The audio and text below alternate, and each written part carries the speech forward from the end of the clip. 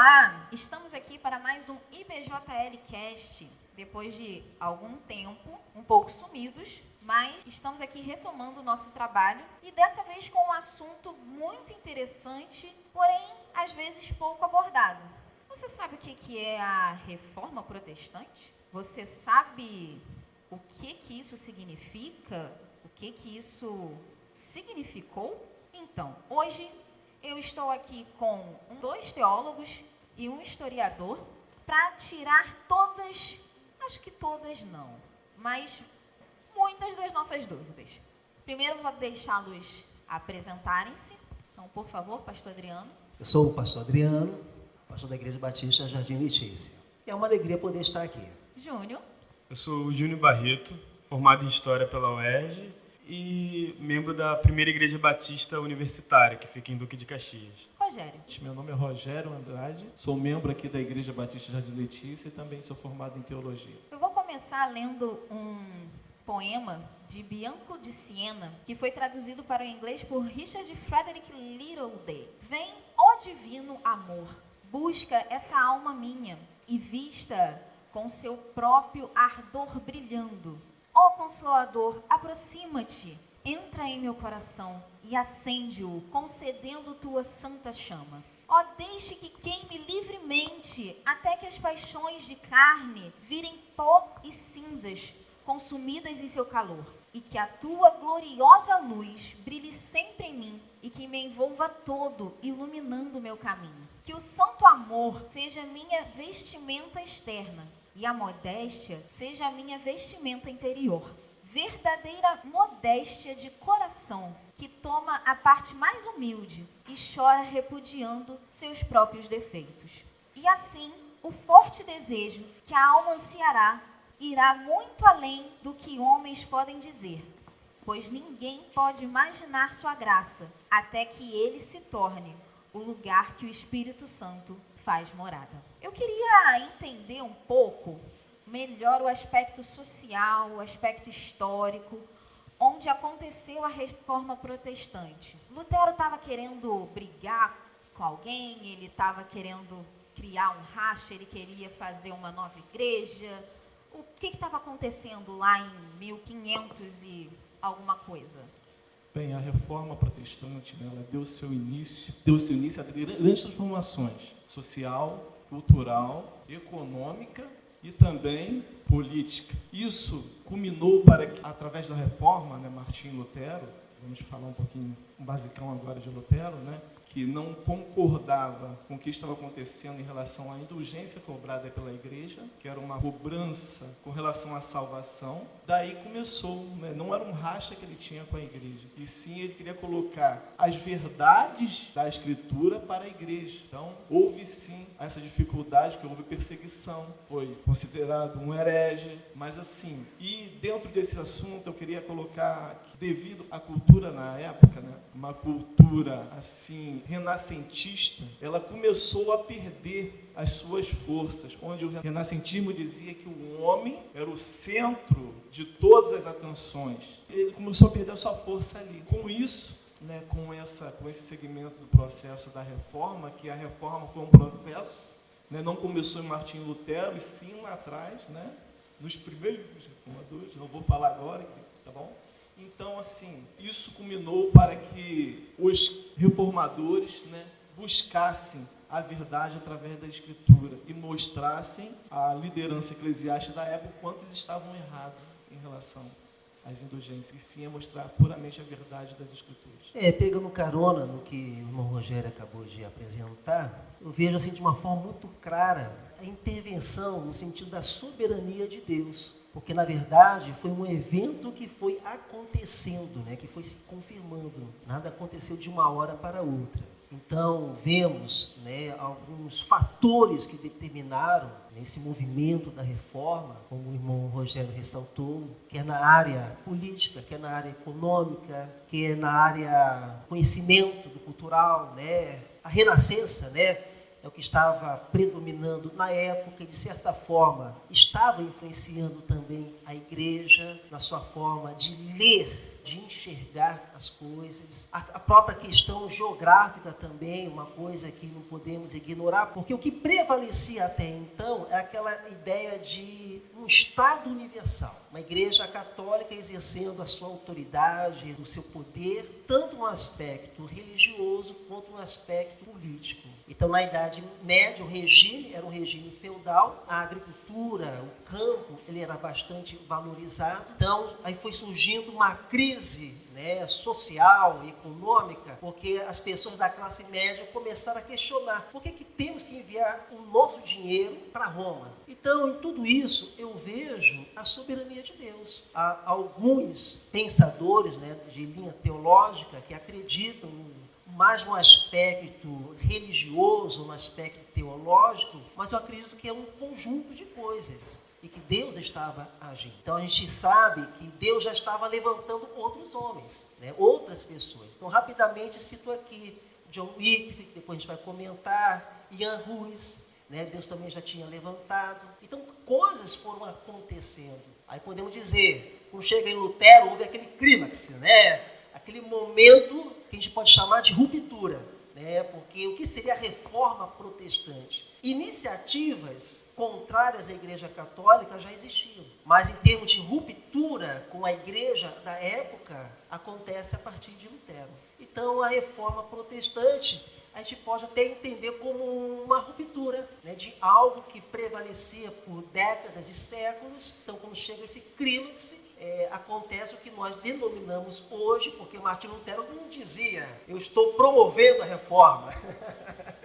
Né? Até quando se dizia sobre igreja luterana, ele não aceitava muito isso, porque ele não tinha isso em mente. Mas foi uma consequência natural das coisas que foram se estabelecendo e por fim se chegou a esse ponto, ou a esse nível. Lutero nem mesmo sabia que ele estava fazendo a reforma, ele não tinha essa noção. Depois a gente veio e construiu tudo isso. Historicamente, a gente olha para o passado e constrói uma narrativa. Mas Lutero mesmo nem sabia o que ele estava fazendo. E ele nem mesmo tinha a intenção de separar as igrejas, nada. Ele queria a mudança do que estava acontecendo. Lutero não foi nada menos, nada mais do que um canal de Deus para responder o próprio povo, a própria oração do povo, de algo que já vinha acontecendo antes. A reforma acontece quase o início das discordâncias com a igreja começa a acontecer mais ou menos 400 anos antes de Lutero chegar, o início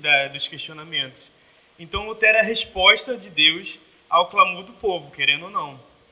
Já no declínio da Idade Média, com o crescimento das cidades, as pessoas começaram a ter uma necessidade diferente de expressar a sua fé.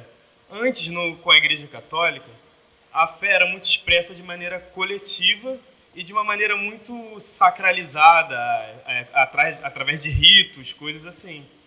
Só que com o crescimento das cidades, as pessoas começam a ter mais necessidade de uma fé mais solitária, de um relacionamento mais pessoal com Deus que tinha se perdido ao longo do tempo. E a Igreja Católica não estava sendo capaz de corresponder a isso. Uma das evidências disso é que o livro mais lido nesses últimos anos, pouco antes de Lutero chegar e provocar a reforma, é o livro de Thomas de Kempis, A Imitação de Cristo, que é basicamente um livro que ensina um pouco de como fazer devocionais diárias e instrui como orar. E as pessoas estavam lendo esses livros. A educação começou a se expandir, as pessoas começaram a ler mais. No contexto da própria pré-reforma, a Bíblia estava sendo traduzida e as pessoas tinham essa necessidade. Eu quero me aproximar mais de Deus de uma forma mais íntima e menos coletiva, que era pouco se fazia isso anteriormente. E Lutero vem mais ou menos com essa resposta da necessidade do povo de uma fé diferente. Nas minhas pesquisas para esse nosso bate-papo, eu percebi que o primeiro reformador, assim, pelo menos dentro da minha pesquisa, né, foi o John Wycliffe, alguma coisa parecida com isso. Ninguém sabe dizer. Esses nomes práticos, né, bem brasileiros. Vocês sabem me dizer um pouco mais a respeito dos primeiros reformadores? Assim? Bem, John Wycliffe, né, eu já falo assim, Wycliffe. E John, ele nasceu na Inglaterra, tá? E ele era, assim, um teólogo renomado, né, professor também, universidade. E ele também exercia um cargo público no clero. Então, eu achei legal que ele tinha, assim, né, ele tinha um conhecimento, além de ser um teólogo renomado, né, ele conhecia toda a estrutura eclesiástica. E ele, né, também, no início, como foi o primeiro reformador, ele observou, né, na igreja o que estava acontecendo com a igreja, né, o que eles estavam fazendo com o povo nessa cobrança de indulgência, né, para que o povo obtesse a salvação. E ele viu que isso era errado, porque ele era um teólogo, estudante da palavra de Deus, e perante a Escritura ele conseguiu observar isso, né, que bastava que um homem que fosse justificado pela fé para que obter a salvação. E ele comenta isso. E ele também viu com relação às boas obras, ou seja, doações que eram feitas às igrejas, até mesmo com relação a posses, terrenos, né, lotes, né, isso tudo levava o homem, né, aos céus, quando na verdade não é nada disso. Ele vai fundamentar isso, que a fé, começando nele, depois os outros reformadores vão reafirmar, vão só reafirmando isso. Como a gente falou, foi um processo, né, que não foi tão rápido, foi lento, né, mas foi acontecendo, né, ao longo do tempo. Eu vou aproveitar e pegar um carona agora na conversa do Júnior. Eu acho que a importância de John, também chamo de John Wycliffe, eu acredito que a importância dele seja o fato dele ter traduzido a Bíblia na língua inglesa. Quando você diz, Andréia, né, sobre os reformadores ou pré-reformadores, é claro que sempre houve alguém contestando alguma coisa, né, mas os livros de história destacam aqueles que exerceram alguma influência maior. Pensando no trabalho de John Wycliffe, o principal trabalho que ele deixou foi a tradução da Bíblia na língua inglesa. Quando nós pensamos, por exemplo, né, no Martinho Lutero, que depois traduziu a Bíblia na língua do seu povo, como alemão, ele traduziu do original grego, de uma versão de Erasmo de Roterdã, que foi um humanista, né? O Erasmo de Roterdã, que escreveu o livro O Elogio à Loucura, mas mesmo não sendo do original grego, ou seja, o trabalho de John Wycliffe, foi de grande importância. Por quê? Porque possibilitou o povo ter acesso ao conhecimento da palavra de Deus. Então, quando eu disse lá atrás que tudo é um processo, o Júnior destacou que havia uma sede, a gente entende que John Wycliffe não traduziu, melhor dizendo, né, a Bíblia na linguagem do povo por mero capricho, ou assim, por uma vaidade teológica, porque ele viu uma necessidade. Então, ele percebeu isso, havia uma fome espiritual. Me aproveito também do seu poema, né, porque o poema que você leu no início também expressa isso, expressa essa fome espiritual. Você imagina um sistema que deveria promover refrigério espiritual, alento. Na verdade, estava sendo um sistema que estava oprimindo o povo. Então, vejamos, se a reforma aconteceu lá, o que nós chamamos, né, como reforma, aconteceu lá com Lutero, eu quero destacar que ele nasceu, aí eu tive que anotar aqui, né, no ano de 1328 e morreu no ano de 1384. Por que estou destacando isso? Olha quanto tempo se levou, mas Deus já estava trabalhando, Deus já estava preparando o terreno. Então, nessa minha fala sobre John Wycliffe, eu quero destacar o seguinte: eu acredito que isso não aconteceu por acaso, porque é a palavra de Deus que prepara o terreno intelectual, o terreno do coração. Quando eu digo terreno intelectual, no sentido de entender o que realmente a palavra de Deus ensina. Não é aquilo que os homens estão ensinando. Né? O Rogério acabou de falar aqui em relação às indulgências. Onde está isso na Bíblia? Isso não tem nada a ver, pensando em termos de contestação, com algo devocional, com algo assim, né, de elevo espiritual. É uma questão de entendimento mesmo, um entendimento intelectual. Né? Aí até lembro aqui de algo de John Stott, dizia: crer também pensar, né? Ele escreveu um livro intitulado assim. Então ele percebeu que havia uma fome de entendimento, né? Como também uma fome espiritual. Então, só para poder a gente entender essa manifestação de Deus na história, Deus já estava preparando aquela geração, aquelas gerações, digamos, para a vinda de algo que estaria revolucionando a história da humanidade e a história da igreja. Paulo fala sobre oferecer o culto racional. Essa população, eles não conseguiam oferecer um culto racional, porque eles não tinham entendimento do que eles estavam cultuando, do que eles estavam fazendo. Eles não tinham a tradução da Bíblia, como as missas eram feitas em latim. E latim era uma língua muito elitizada, pouquíssimas pessoas sabiam falar na época. E eles não tinham esse acesso direto. Então a importância de Wycliffe é exatamente isso, dar acesso ao povo. Não só ele, depois dele, várias outras pessoas traduziram para várias outras línguas. O próprio Lutero traduziu para a língua alemã. Inclusive ele é conhecido como pai da língua alemã. Essa tradução deu ao povo o poder de pensar, o poder de criticar a própria igreja e o poder de saber a verdade. Porque enquanto você não sabe exatamente o que está escrito, qualquer coisa que o líder que está ali na frente diga, para você é verdade. Você não tem como saber o que Deus realmente disse se você não tem acesso. E eles não tinham acesso. Pouco depois dessas traduções, o que começou a acontecer lá é que muitas pessoas ainda não tinham acesso à leitura, não eram alfabetizadas, mas se juntavam vários grupos em casas e liam. Às vezes eles só tinham poucos trechos da Bíblia copiados. Eles se juntavam para ler em grupos, para que pessoas que não sabiam ler ainda pudessem ter acesso.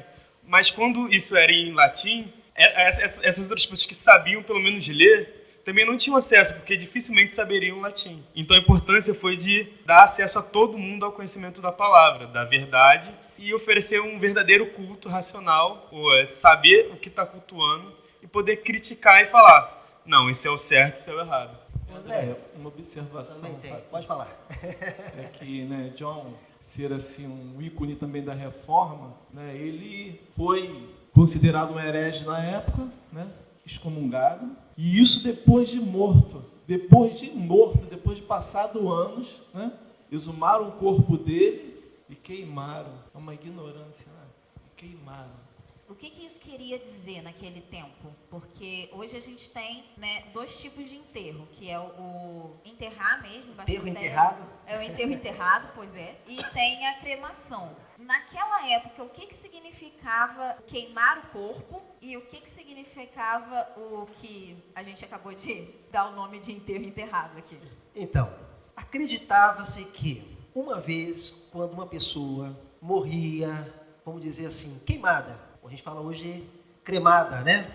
Então, ela não teria o privilégio da ressurreição, porque o corpo foi totalmente destruído pelo fogo. Por que Ian Ruiz, depois, ele morreu numa estaca, queimado, vivo? Porque esse tipo de punição era uma mensagem. Você não vai ter vida eterna, ou seja, o seu corpo não vai passar pela ressurreição. Então a ignorância era tamanha que essas coisas aconteciam. Deixa eu aproveitar aqui e destacar. Eu acredito que com a vida de John Wycliffe, nós precisamos aprender o seguinte: aprender com a palavra de Deus. Realmente temos a palavra de Deus como regra de conduta, como regra de fé, né, como orientação para sermos igreja, para fazermos coisas da igreja do Senhor. Vejamos, olha só, esse aqui é um exemplo, a questão de, vamos dizer, da cremação. Mas naquela época, o que acontecia? Pessoas disputavam, né, o papado, tudo em termos políticos. Pessoas, às vezes, compravam cargo, né? Era algo assim de renome, era algo que promovia uma certa pompa social. Havia essa possibilidade da pessoa conseguir comprar algum cargo. Então, se nós temos realmente a palavra de Deus, eu estou destacando a palavra de Deus porque o principal trabalho dele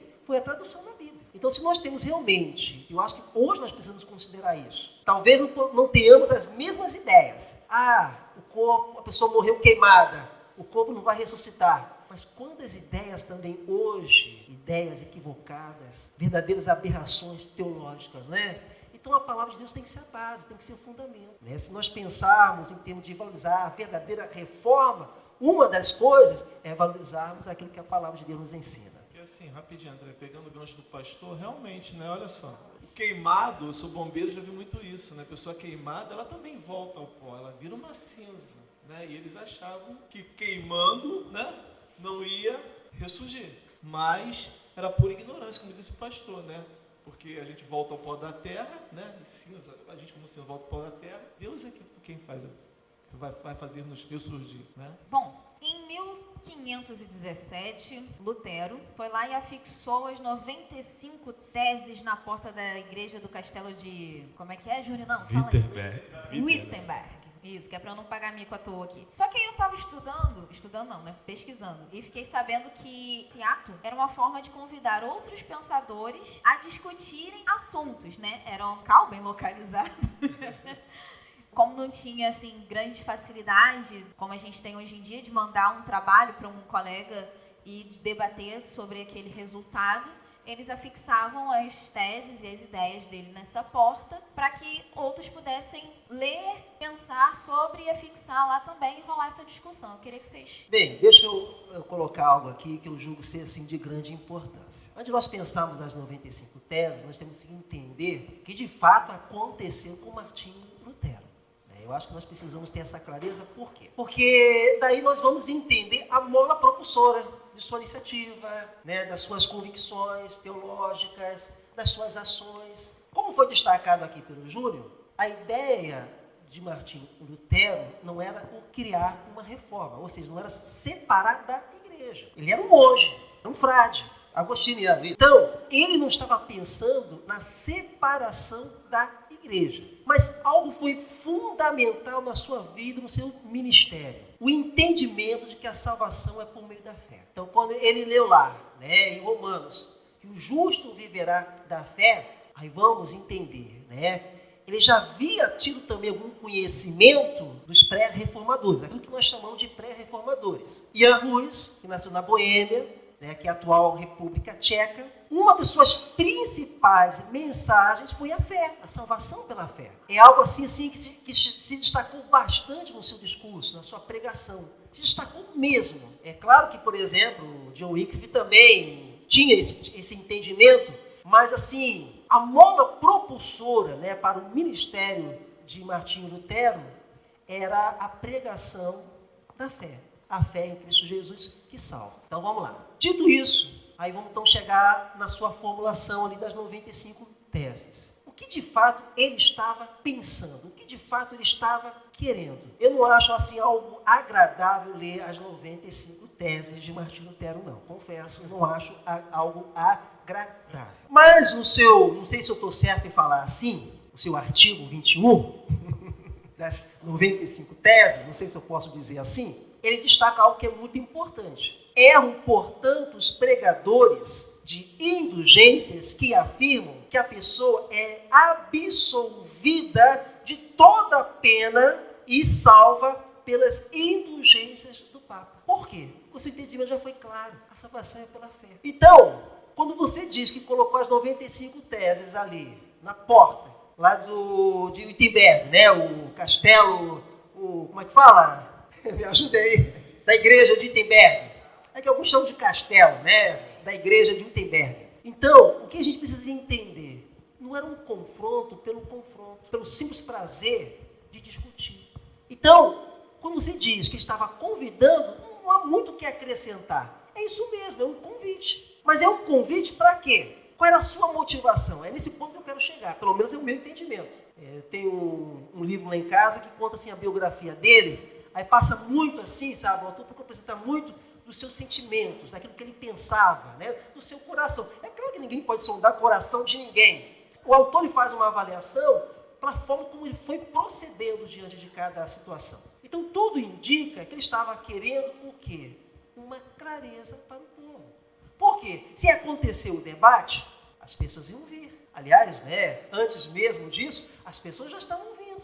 As igrejas geralmente ficavam até muitas vezes vazias. Imagine um culto em latim, que atrativo tinha? De repente chega alguém falando a língua do povo. Ele, inclusive, né, quando ele traduziu a Bíblia, Martinho Lutero traduziu a Bíblia em alemão, ele chega a usar até uma linguagem rude, muito popular. Ele não era assim uma linguagem culta, uma linguagem rebuscada, sofisticada. Chamavam até de linguagem vulgar, né? Uma linguagem vulgar. Tem expressões que ele usa que eu não tenho coragem de usar hoje. Talvez na época dele fosse muito natural, mas eu não tenho. Eu não me sinto confortável, né? Então, ele realmente estava alcançando o povo.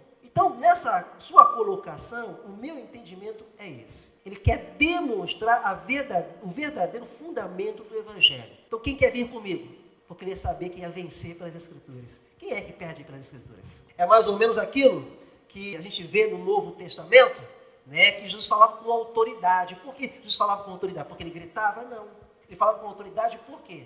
Ele falava com autoridade porque ele falava aquilo que realmente ele entendia. Ele não precisava fazer citações. Ele não precisava buscar os doutores da época, né, fazer colocação dos intelectuais da época. Quando eu digo intelectuais, é no campo teológico, né, o bíblico, né? Ele não precisava disso. Então ele falava com autoridade o quê? Lembrando a palavra, citando a palavra. E eu vou dizer, camarada era ousado mesmo. Ele estava dizendo o seguinte, eu vou vencer essa. Por quê? Porque pelo que a gente vê na história, ele tinha um fundamento pela palavra de Deus. E realmente, pastor, ele rebuscou isso, né, que ele tinha um fundamento na palavra de Deus, por ser um teólogo renomado, um estudante, né? E dentre aqueles líderes eclesiásticos, claro que tinha muita gente que tinha um conhecimento da verdade, né? Que a verdade sempre foi muito obscura, né? Muito reservada.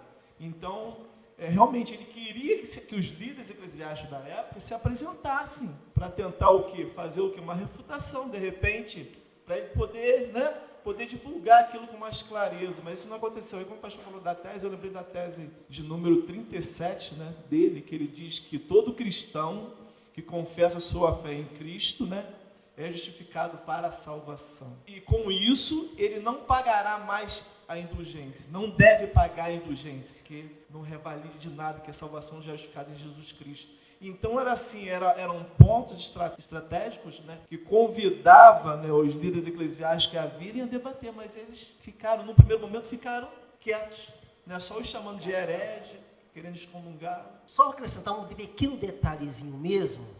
Se nós pensamos em algumas coisas estratégicas hoje, nós podemos pensar, por exemplo, num programa de rádio, num programa de televisão. Nós podemos pensar, de repente, numa plataforma, né, na internet, usando o Facebook, usando o YouTube, e por aí vai. Naquela época não tinha nada disso. Então, os debates ou os embates... É que nem, por exemplo, por que muitas pessoas gostam de assistir um programa assim, tipo Ratinho, né? Por quê? Uma coisa assim, tão popular, né? Porque ele vai de encontro, confrontando mesmo, não é isso? Rapaz, o ser humano é tudo igual em toda época. É claro que ele não estava se apresentando como um ratinho, não é isso que eu quero dizer, né? Mas ele estava criando uma situação para quê? Para que acontecesse um rebuliço na comunidade e as pessoas pudessem ouvir, de fato, algumas pessoas já estavam atraídas pelo seu discurso, pela sua pregação, né? Mas ele queria promover mais, ele queria expandir mais, né? Então, quando ele faz isso, eu entendo dessa forma. Primeiramente, dando esse panorama por que era pregado na porta da igreja, a cidade naquela época era construída em torno da igreja. A igreja era o centro e a parte mais importante da cidade. Da igreja, você ia construindo todo o resto da cidade. A igreja praticamente ficava no centro e era ali o centro de tudo, do comércio, era onde as pessoas vinham para conversar, para debater as coisas. E na porta da igreja não era colocado só para debater as coisas, mas tipo assim, alguma notícia, alguma informação muito importante era publicada também na porta da igreja.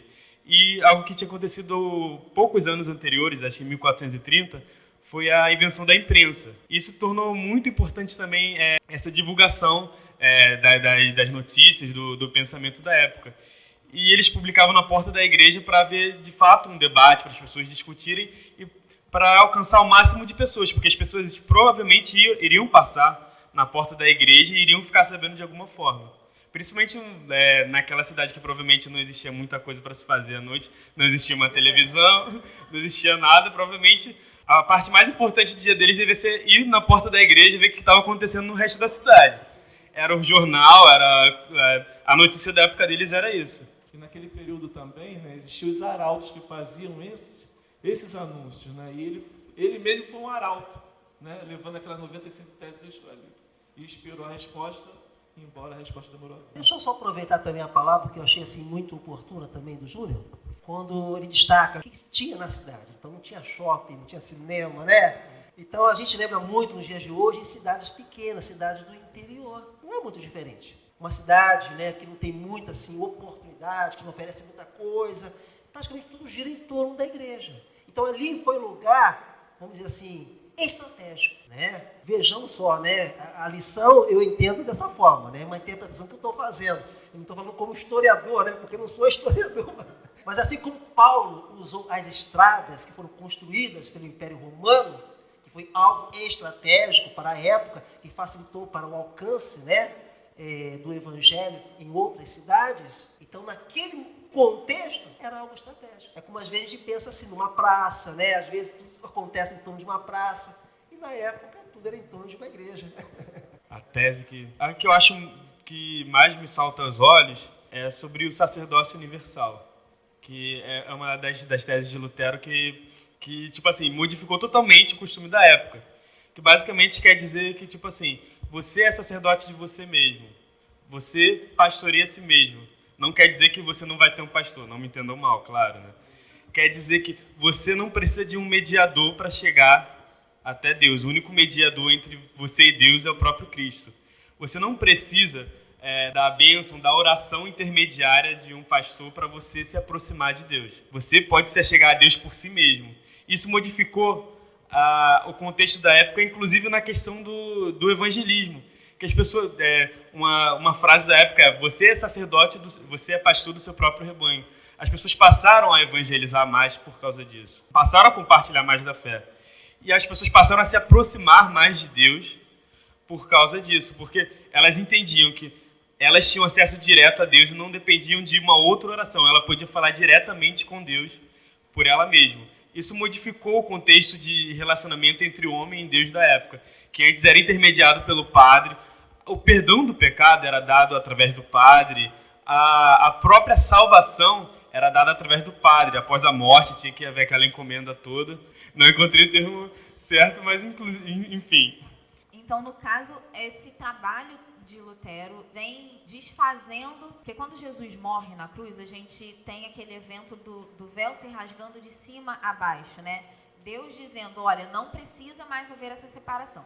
Então, naquele momento, existia novamente essa separação, foi instituído novamente essa separação, em que nem todo mundo podia chegar até Deus, e aí Lutero vem, através dessas 95 teses, falando, não, gente, olha, sua fé em Cristo e você tem acesso direto ao Pai.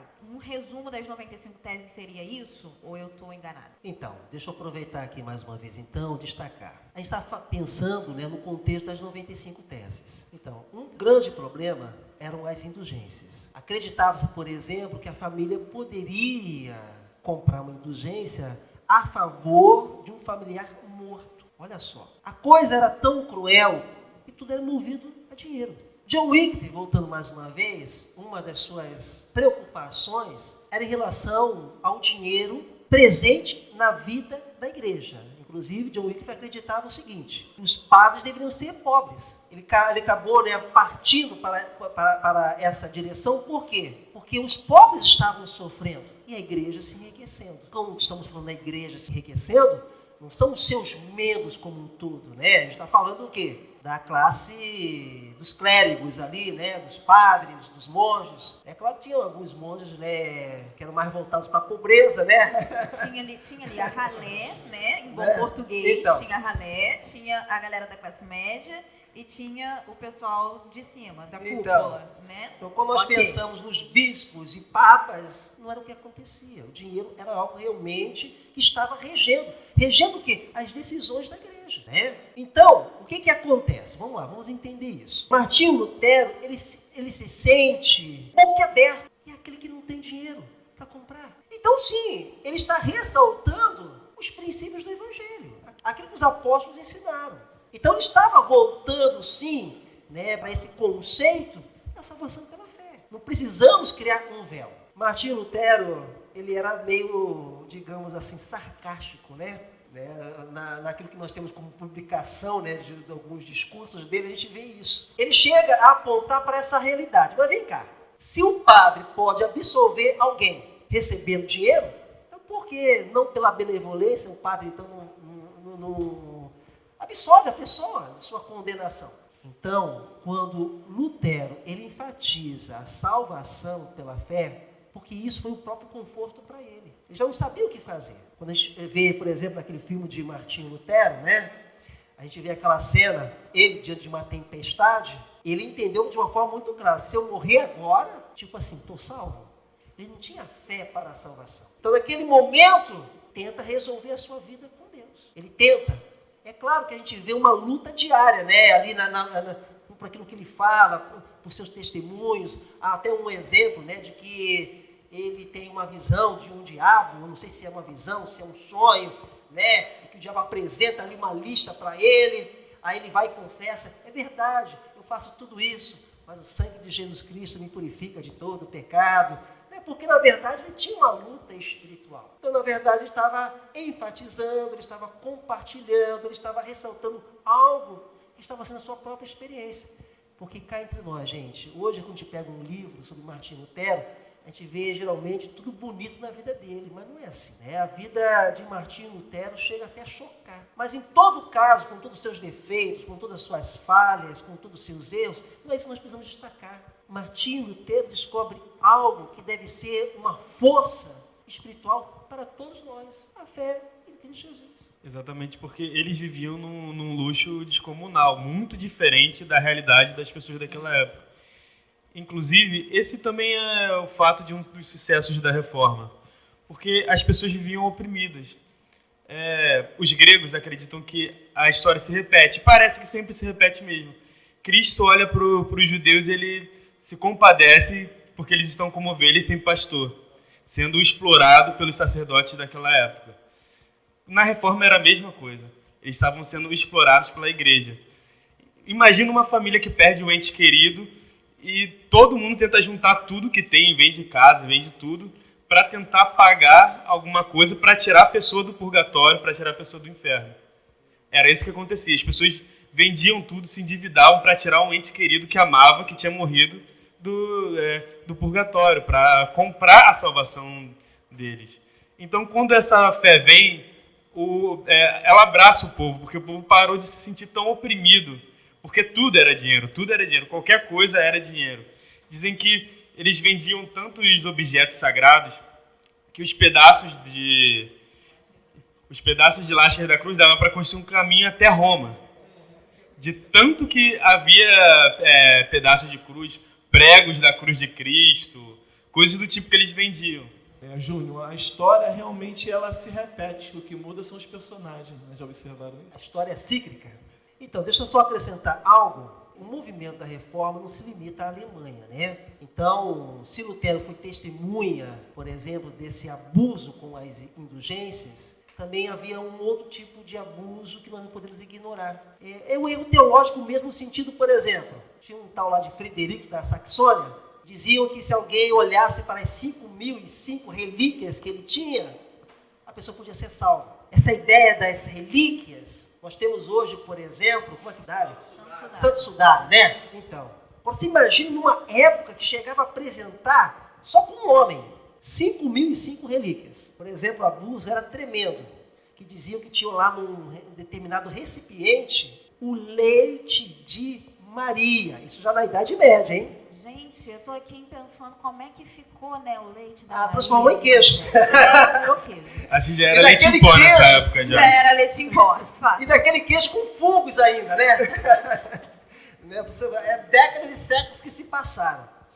Então, veja só, né, o que estava acontecendo. Muita fantasia é pregada. Então, por exemplo, João Calvino, que é um pouco depois, né, de Martinho Lutero, ele tinha praticamente um lema: a Escritura interpreta a Escritura. Não é interpretar a Escritura por aquilo que um Papa diz, ou que um concílio diz, que os bispos estão dizendo. Não. A autoridade está nas Escrituras Sagradas. Então, entender a Reforma, nós precisamos passar também dos limites da Alemanha. É isso que eu quero, né, chamar a atenção. Vejamos, John Wycliffe, na Inglaterra. Ian Ruiz, ele era da Boêmia, que é a atual República Tcheca. João Calvino, ele era um francês que ficou em Genebra, né, na Suíça, não é isso? Suíça. Não, geografia não é Ó, comigo, então. Um momentinho. A gente não tem vergonha de anotar, não. Peraí. Tá? É Suíça mesmo, tá bom? Estou citando ele por quê? Porque é uma figura predominante na história da Reforma. Quando nós pensamos também, um outro nome, John Knox, ele liderou a Reforma na Escócia. Olha só, Então foram vários lugares que foram acontecendo. Aí foram pegando carona, e as coisas foram acontecendo. Então, quando nós pensamos na Reforma, não é só religiosa. Da liberdade civil do cristão. Aí eles falam sobre a separação entre Estado e Igreja, que foi uma das maiores contribuições históricas da Reforma para a vida política.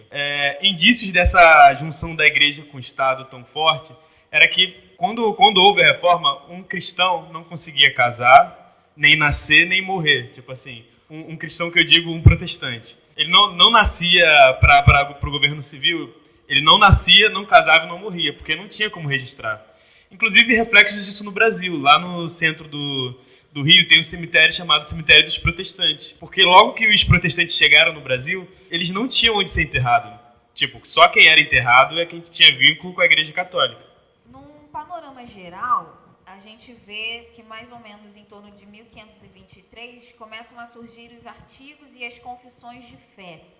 Eu queria que vocês comentassem um pouco sobre a relevância disso para a fé cristã e para a sociedade contemporânea. Mastigar um pouquinho melhor, O que seria uma confissão de fé? É você confessar que Cristo é o Senhor da sua vida. Fazendo isso, você é justificado por Deus, para a salvação. Então, naquele período, quando a gente fala em confissão, a gente pensa em confessionário, mas essa confissão que ele fala é a fé genuína em Cristo, que mais tarde a igreja contemporânea vai entender isso muito bem. Quando nós, para chegarmos ao batismo, nós precisamos fazer, pastor, uma confissão de fé, realmente mostrar se você realmente é convicto da fé que você tem, para que você possa adentrar como participante na comunhão da igreja.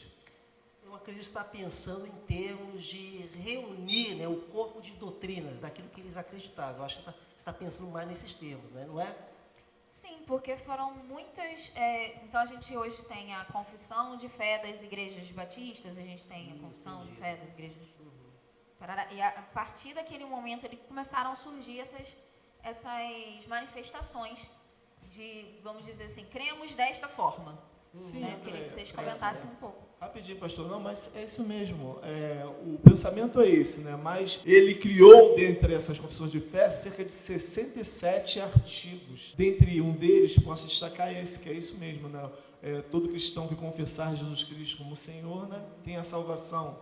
E ele fala também, num desses artigos, sobre a transubstanciação do pão e do vinho, onde ele vai dizer que o pão não se transformaria em corpo de Cristo e nem o vinho no sangue. Que para a época aquilo ali foi um fato assim, bem herege, bem assim, para a comunidade eclesiástica, bem forte, bem impactante, ouvir dentro desses 67 artigos coisas desse tipo. Acontecia os embates. Por exemplo, hoje em dia não se discute tanto, digo assim, de uma forma tão intensa, pelo menos, que é o batismo, que é a ceia, que é a fé, que é a justificação. Então, o que acontecia? Um acreditava que, por exemplo, em termos de ceia, um acreditava que pão era o corpo de Cristo, literalmente. O outro acreditava que o pão se transformava no corpo de Cristo. Nesses embates, foi necessário o quê? Corpo de doutrinas. Então, diante de uma realidade, diante de uma situação da época, então, os debates aconteciam. Eles entenderam que era necessário, então,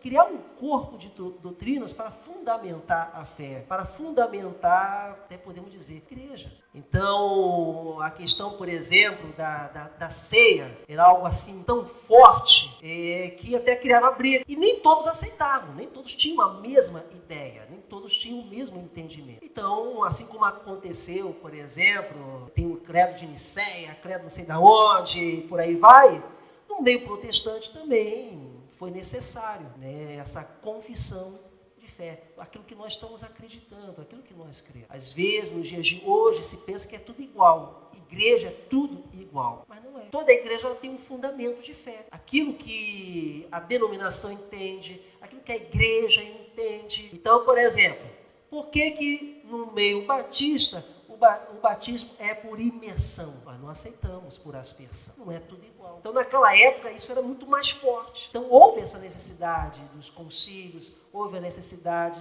dessa formação, né, de um corpo doutrinário, de uma confissão de fé para reger o movimento, para reger a igreja. Eu acredito também que era muito importante esses concílios para delimitar a fé, os estudos da fé. Porque toda vez que você derruba uma ordem muito poderosa vigente, você abre caminho para muita coisa, inclusive para muita heresia. Para pensar Cristo veio e modificou a ordem que vinha dos judeus. Logo depois de Cristo ir, os apóstolos começarem, na verdade na época dos apóstolos ainda, começaram a surgir muitas heresias, inclusive Paulo combate muitas heresias que acontecem na época. Quando eles estabelecem uma nova ordem eclesiástica, voltam às verdades bíblicas, eles também abriram um espaço que não havia antes, porque o domínio era da Igreja Católica, o que o Papa dissesse era verdade. Eles abriam caminho para novas heresias entrar, pessoas tentando interpretar erroneamente a Bíblia e divulgando isso. Então, era necessário também estabelecer, não, nós queremos nisso, nisso e nisso, para não abrir tanto espaço para muitas heresias, porque é um risco que acontece. Nos voltando agora um pouco para uma das partes mais conhecidas da reforma, que seriam as 5 solas, né? E é importante ressaltar que não é sola de sapato, é sola do latim, somente, apenas, unicamente. Eu queria que vocês explicassem um pouco melhor sobre o que elas falam e sobre onde se embasam, qual a necessidade, por que elas chamam tanta atenção, por que apenas 5 coisas que a gente vai enumerar agora chamam tanta atenção. A gente já falou aqui meio por alto da questão da fé, né, que é uma das solas, né, sola fide, seria somente a fé, sola gratia, que é só a graça de Deus, sola scriptura, que é somente a escritura, solus Cristo e sola Deo glória, que é somente Cristo e só a Deus demos glória, né? Então eu queria que vocês... Sola fide, né? Somente pela fé em Cristo. Ele, tem como base bíblica, a gente pode colocar, tem vários, né, textos como base bíblica, mas João 3,16 é um que a gente conhece, né? Que Deus amou muito de tal maneira que deu o seu Filho unigênito para que todo aquele que nele crer, né, não pereça, mas tenha a vida eterna. Também podemos destacar também uma outra base bíblica, Romanos 3, 24. Então, interessante é que as solas, elas têm base bíblica, não foi uma coisa inventada, foi uma coisa pesquisada, estudada. Deixa eu aproveitar e dizer, eu particularmente não consigo identificar quem apresentou, né, esses 5 princípios. No entanto, eu acho que aconteceu mais pelo fato de identificar o movimento da reforma, aquilo que era unânime, né, nos reformadores, porque Martinho Lutero era muito diferente de Calvino, né? No entanto, quando nós pensamos em todos os líderes da reforma, da pré-reforma, ou podemos dizer da pós-reforma, todos os princípios são idênticos. A questão do batismo é diferente, a questão da ceia é diferente. Zwinglio, por exemplo, era um soldado militar.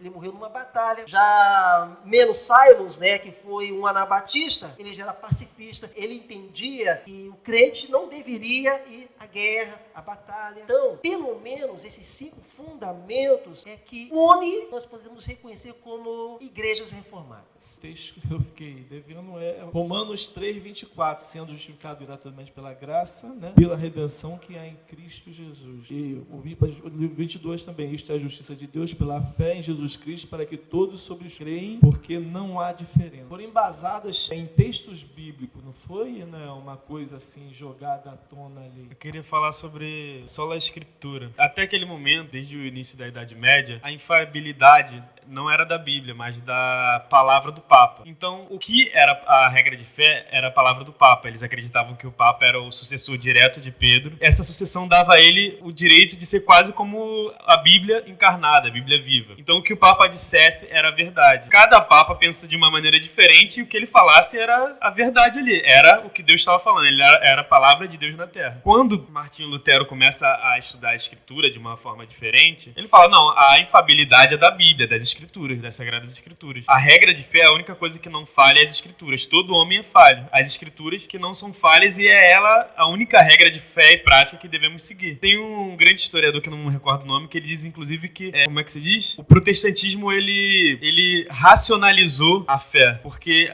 a fé se tornou mais racional dentro da palavra. Era a palavra, racional não no sentido estreito da palavra, mas racional no sentido de que a Bíblia orienta a fé do povo. Como, por exemplo, em relação ao purgatório. Na época do Martinho Lutero, aí ensinavam a existência do purgatório.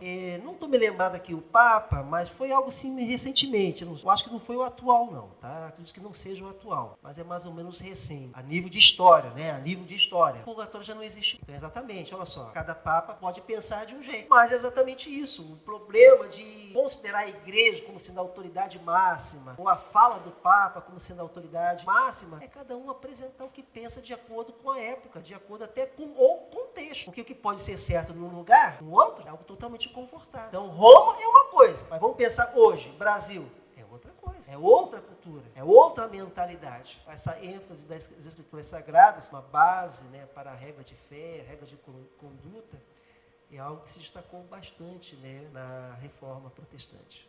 Apenas pegando o gancho do Júnior ali, né, que ele falou da infalibilidade da Bíblia, a Bíblia é infalível, né? E a gente aprende na hermenêutica que ela também é inerrante, né? Ela não erra. E assim, Zwinglio também vai falar com relação até mesmo, né, que os papas, eles se consideravam Pedro na terra. E ele vai falar que papa não é Pedro na terra, né? Então, olha só, um erro, né, dos líderes eclesiásticos que acontecia. E um texto bíblico, né, que se embasa, Mateus 4:4, diz assim: ele, porém, respondendo, disse, está escrito, nem só de pão viverá o homem, mas de toda a palavra que sai da boca de Deus. Não só de pão, mas a palavra de Deus é um ponto culminante para que nós possamos viver bem nessa terra. Pra gente encerrar, queria que cada um de vocês comentassem um lema. Eu nem vou me atrever a falar isso em latim. Traduzindo para português, seria Igreja Reformada sempre se reformando. Esse lema é da autoria do reformador holandês Boethius. Eu acho que é algo parecido com isso. Eu queria que vocês comentassem um pouco o que seria esse sempre se reformar a que ele estava se referindo. Então, levando em conta a época, essa afirmação tem toda a lógica. Porque a reforma, ela não foi perfeita. Ela ainda foi levando, né, algumas ideias, algumas práticas, alguns conceitos, vamos dizer assim, daquilo que foi antes da reforma. Então, para o contexto da época, eu entendo perfeitamente essa afirmação. Ela é totalmente coerente, ela é totalmente aplicável. Se nós pensarmos nos dias de hoje, pode haver um erro. Por quê? Algumas coisas podem mudar nos dias de hoje. A igreja do século XXI não precisa ser a igreja do século XX. Mas naquilo que é fundamental, olha só as 5 solas aí. Nós já temos aquilo que é essencial. Então eu me preocupo muito nos dias de hoje, né? Porque eu estou falando como pastor agora. Assim, que lida com pastores, que lida com literatura que é escrita para pastores. Então, de vez em quando, estou ouvindo alguém aí oferecendo a nova reforma para a igreja. Eu acho isso perigoso. Por quê? Porque aquilo que é básico nós já temos. Que reforma é essa? A reforma foi uma ruptura. Que ruptura nós vamos ter nos dias de hoje? O que nós podemos ter nos dias de hoje é em termos de aperfeiçoamento. Algumas coisas podem ser evoluídas, algumas coisas podem ser aperfeiçoadas, né? Mas uma ruptura do quê? Há uma necessidade disso nos dias de hoje? Não acredito. Então essa palavra reforma, ela não pode ser usada de forma leviana. Nós precisamos entender o que de fato foi a reforma. Inclusive, as primeiras considerações que foram feitas aqui, todos aqui foram unânimes. Coisas foram acontecendo na vida da igreja, na sociedade, na economia, na cultura. E essas coisas influenciaram não apenas o aspecto da vida da igreja, coisas que influenciaram nações. Só para ilustrar, por exemplo, quando surgiu o G12, aí foram surgindo vários outros movimentos parecidos, pequenos grupos e por aí vai. Algo se dizia nesses termos. Os pequenos grupos é a nova reforma da igreja. Eu acho um abuso. Pode ser uma nova estratégia da vida da igreja. Agora dizer que é a nova reforma da igreja, não existe ruptura. Ruptura do quê? Eu posso até hoje, por exemplo, acabar com os tempos. Vamos pensar assim. Vamos acabar com os tempos. Mas a igreja, em essência, vai continuar sendo a mesma. Não é uma ruptura teológica. Talvez possa acontecer uma ruptura de estratégia, é diferente. Mas não é, eu não posso considerar isso uma reforma. Então, a palavra ela pode ser válida nos dias de hoje com bom senso, sem exagero. Porque senão, daqui a pouco, nós temos, vamos ter que tirar tudo. É como às vezes alguns pensam, Agora, no sentido de evolução, no sentido de progresso, de avanço, de aperfeiçoamento, aí sim, tá? A frase se justifica. Discordando um pouquinho do senhor, eu entendi bem o que o senhor quis dizer, mas eu tenho divergências em alguns pontos. Claro que eu entendo todos os problemas de gente achando que está reformando a igreja, mas está criando novas heresias, inclusive, ou está só fazendo uma diferença de método e não está reformando nada. Mas eu acho que a reforma é necessária sim. A ruptura só houve porque a igreja não quis ouvir o clamor da própria população, do próprio povo, e a verdade que estava sendo dita através de Martinho Lutero. Não foi uma ruptura intencional, foi consequência. Mas a reforma precisa estar sempre sendo feita porque a heresia nunca para de chegar. Pode ver hoje em dia de deturpações do evangelho, pessoas acreditando que Deus quer enriquecer outras pessoas, pessoas indo para a igreja acreditando que lá elas vão ter muitos benefícios financeiros e que a principal finalidade seja essa. Outras pessoas querendo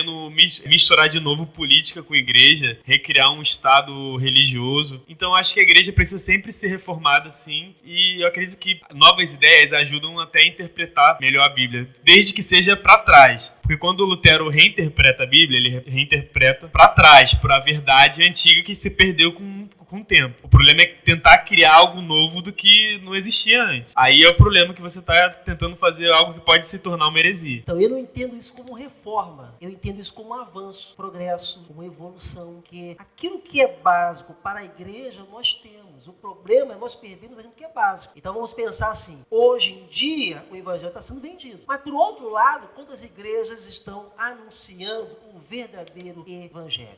Às vezes, porque eu estou querendo enfatizar isso, nós não podemos interpretar a igreja só por aquilo que nós estamos vendo. Então há muitos problemas nos dias de hoje, como igreja, no sentido geral, tá? Mas nós temos muitas coisas boas, muitas coisas bem fundamentadas. Nós temos assim, muitas coisas bem organizadas também como igreja. Mas geralmente o que nos chama a atenção é o quê? É que nem, por exemplo, notícia. Notícia boa não chama a atenção. Mas notícia trágica, né? Aquilo fica o dia todo se falando. Eu acho perigoso, por exemplo, nos dias de hoje, aquele tipo de discurso assim, a igreja, no sentido pejorativo, no sentido negativo mesmo. Mas a igreja somos nós. Então a igreja de hoje tem problemas. Aí vamos pensar, por exemplo, no Novo Testamento. As igrejas da época também tinham problemas. Poderia citar aqui vários inúmeros. A igreja de Corinto é um exemplo. Mas será que aquela época necessitava de uma reforma? Eu estou pensando, no termo mais estreito mesmo. Será que precisava de uma reforma? O que aquela igreja precisava, se eu posso usar de uma linguagem mais espiritual, ela precisava de cura, ela precisava de um avivamento, ela precisava de um despertar. Então, hoje, uma grande necessidade, até para evitarmos a questão de venda, de comércio, eu entendo dessa forma, é avivamento. É realmente o quê? A igreja tem um encontro real, no sentido de transformação, no sentido de libertação, no sentido de cura, no sentido até, em alguns aspectos, a gente pode dizer até mesmo salvação. Porque se a gente deixa de anunciar Cristo como Salvador, aquela igreja está pregando doutrina de demônios. Eu sou muito claro, taxativo dizer, se alguém perguntar assim para mim, o que o pastor pensa sobre teologia da prosperidade? Eu falo sempre o seguinte, olha, à luz da Bíblia Deus prospera, mas lá não diz que todo mundo tem que ser rico. No entanto, eu quero enfatizar de uma forma bem clara, essa teologia prosperidade dos dias de hoje, que quer fazer todo mundo rico, quanto mais você der, você vai receber mais, eu digo de forma muito clara, para mim é doutrina de demônio. Eu falo de forma clara. Para mim é doutrina de demônio, porque não é o que o evangelho ensina. Desculpa, colocar assim dessa forma mais enfática, mas esse é o meu entendimento, tá? Do que é reforma. Minha linha de pensamento é bem parecida com a do pastor, Inovar é trazer o novo. E por que novo? Se a gente já tem, assim, as bases aqui das escrituras, como seguir, é o que o pastor enfatizou aqui, Ele falou uma palavra. O que a igreja necessita é de despertamento, avivamento. Avivamento. Avivamento, sim, esse é o avivamento. É isso que a igreja precisa, Se avivar. Mas se avivar com base o quê? Bíblica, na palavra de Deus. Não fugir disso, porque quando foge disso, acontece o que tem acontecido hoje, Várias teologias têm surgido, como o pastor citou, da prosperidade. Para que teologia da prosperidade se o Senhor Jesus disse que no mundo nós, lá em João 10:36, que no mundo nós teremos aflições, mas tem de bom ânimo, eu venci o mundo. E para mim seria assim um avivamento real. A igreja precisa realmente reavivar. Esse reavivamento só vai acontecer se a igreja buscar a palavra de Deus. Se a gente for fazer o levantamento de pessoas que é mesmo de uma igreja que estudam realmente a Bíblia com afinco, igual, tendo como exemplo, com como base de exemplos reformadores, ninguém ia balançar a sua fé. Ninguém via a heresia que fosse vir sobre você, sobre a sua vida, você ia saber refutar, igual Paulo, né? O pastor citou também, né? As igrejas eram diferentes, existiam problemas diferentes na igreja, né?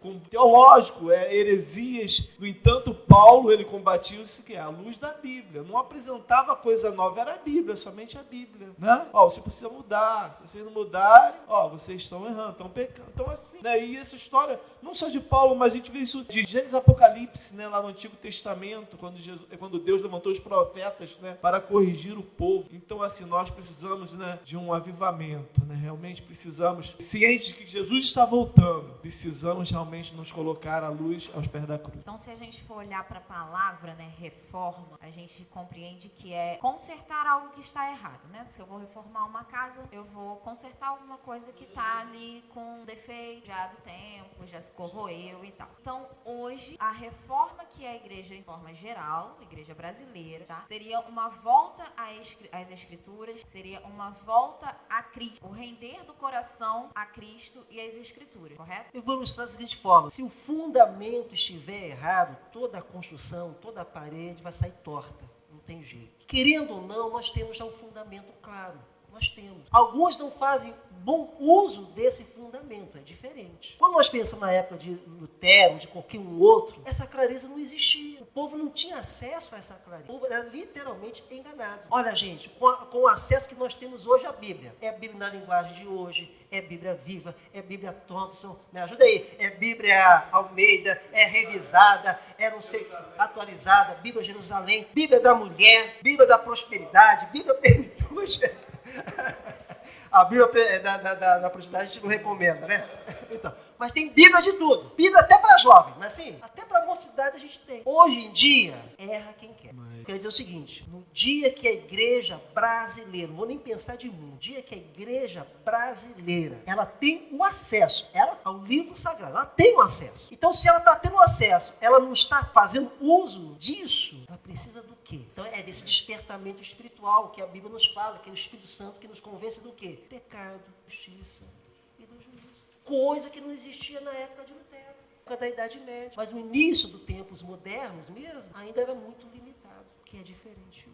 Eu acho também importante ressaltar que não basta ter a Bíblia e saber ler. Você precisa de instrumentos para entender a Bíblia. Eu costumo dizer que você só entende a Bíblia mesmo depois que você lê da segunda vez. Depois que você passou e, a primeira vez você vai pegando algumas ferramentas, que a própria Bíblia te dá ferramentas para entender a Bíblia. Você vai pegando ferramentas à medida que você vai lendo. E quando você lê da segunda vez, você já tem um maior entendimento para entender o que Moisés estava querendo dizer quando ele escreveu aquilo. Quando você lê Paulo, você já lê Moisés de uma outra maneira. Só que as pessoas leem muito pouco, principalmente os cristãos brasileiros têm muito pouco costume de ler a Bíblia. Se você não lê a Bíblia, você não tem como viver um avivamento e viver uma reforma diária mesmo, de restauração, no sentido próprio de restauração, de voltar ao que era antes, voltar ao passado. Você não tem como ver isso se você não lê a Bíblia. A Bíblia é a base de tudo. Você só tem como saber o que é o certo se você voltar no passado dele. Era assim. Quando um restaurador ele vai restaurar um prédio, ele precisa ter noção, eu não sei como é que é, mas eu imagino que ele deve olhar fotos,